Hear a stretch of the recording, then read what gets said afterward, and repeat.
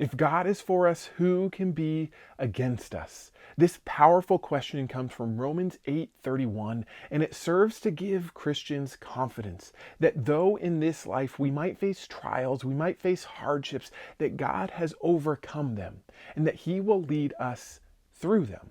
And I don't know what you're going through in life right now, but if you're facing trials, if you're facing hardships, if you're going through a storm, this is a verse that you need. It's going to offer you encouragement that God is with you and He will lead you through it. So let's take a few minutes to look at what Romans 8:31 means. Let's start by looking at what it says. What then shall we say in response to these things? If God is for us, who can be against us?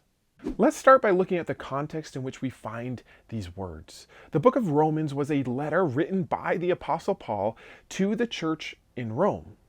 And the purpose of this letter is to offer encouragement and hope because this church was facing trials and hardships. They were being persecuted for their faith, and Paul is writing them and encouraging them to keep their eyes on Jesus. And he's writing about all that Jesus has done for them and all the reasons they have for hope. And as we get to Romans chapter 8, he's starting to draw some conclusions. Because of all that Jesus has done, therefore we should live like this.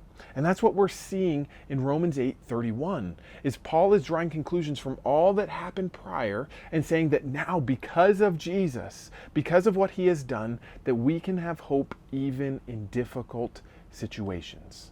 All right, let's take a look at what this verse means. And now, because there's so much packed into this verse, both that's theologically significant and also practical to our everyday lives and faith, I'm going to break this verse down into two different sections. And Paul starts off this first section with a rhetorical question. What then shall we say in response to these things? And this is why context is so important, because Paul is drawing on everything that he's written prior. And he's saying, because of all that God has done, because of all that Jesus has done, therefore this is how we should live. And in the prior chapters, Paul has talked a lot about what Jesus has done for him, His work on the cross, and the confidence and the security that we can now have in Him. And I think maybe for us right now, that we should just pause and reflect and look at what God has done in our lives. Look at all that God has done for us. Reflect on what He's done for us on the cross, that He died and that He rose again. And think for just a minute of the implications of that. Because that's what Paul is asking his readers to do here. To pause and to remember what God has done for them. Paul then continues by saying, if God is for us, who can be against us? This is a powerful statement that speaks to the confidence and the security that we can have in Christ. If Jesus really is who He says He is, if He really did what He said He did, if He died and He rose again, who can possibly stand against us? If the Creator of the universe, the one who is in all things, the one who sustains all things, if He really is for us, who can possibly stand against us? And I love how Dr. Tom Constable sums up this verse. He says this: what He has done for us through His Son in the past and what He is doing for us through the Spirit in the present should give us confidence. He will certainly complete His work of salvation by glorifying us in the future. Nobody and nothing can stand in His way.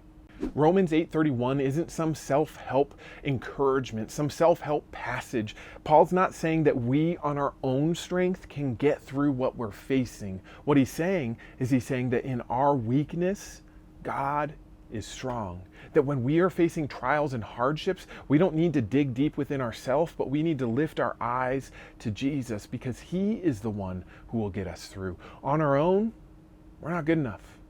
But with God, if He is for us, nothing can stand against us. Romans 8:31 offers us an incredible hope and also a challenge to keep our eyes on Him, to not look at the hardships we're facing, but to dwell on the power of our our God.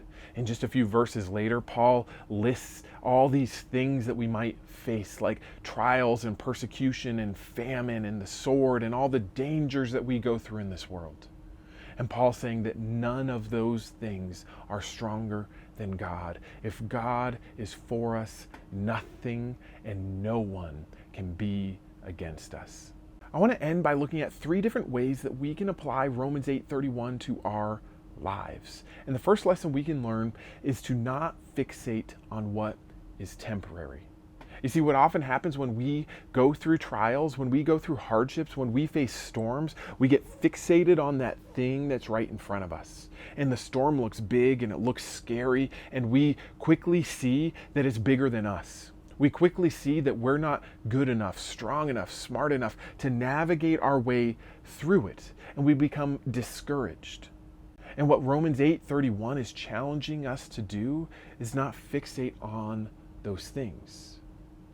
And it's offering us hope that even in the middle of life's storms, we can find joy and we can find peace when we keep our eyes on Jesus. And that leads us to the second lesson, that rather than dwelling on what is temporary, we should fixate on what is eternal. You see, when we fixate on the things that are right in front of us, the challenges we're going through, the difficulties we're facing, we quickly realize we're not good enough. But when we lift our eyes to Jesus, we see that He is bigger. And though we might not be good enough to get through that storm, God is. He's bigger than whatever you are facing. So don't fixate on what is temporary. Dwell on what is eternal. Listen, if God really is who He says He is, if He died on the cross and He rose again, if He's the one who created all things and sustains all things, then what can possibly stand in your way? You might have huge storms come your way, but God is bigger. So don't fixate on the storm that's in front of you because it is temporary. Fixate on God, and He will lead you through it, and He will bring you to the life He has for you. If God is for you, nothing can be against you. And the last lesson is that we should step boldly into what God has for us. Listen, if God is for you and nothing can be against you, there should be nothing that stands in your way from living the life that God has called you to live. Nothing should stand in your way. Far too often, Christians live in fear of the what ifs.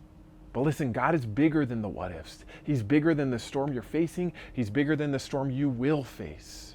Therefore, we don't need to operate in fear, but rather we can confidently and boldly do what God is calling us to do because He is bigger than anything else. If God truly is for us and nothing can stand against us, nothing should stop you from living the life that God has for you. Yes, you might face trials and hardships, but God will lead you through them, and He will make you better because of them. He will be with you, He will sustain you, and He will give you the strength that you need to conquer the storm in front of you. So step boldly into the calling that God has for you, because it's far greater than anything else you could possibly do in this life. And never forget, if God is for you, no one and nothing can be against you. So go boldly into the life God is calling you to lead. Thank you so much for watching this video. I hope that it challenged and encouraged you that God is with you no matter what you are facing. If it did, would you leave a comment down below letting me know your thoughts? And then also don't forget to subscribe to this channel so that you can stay up to date on future content that's coming out. Thanks for watching. We'll see you next time.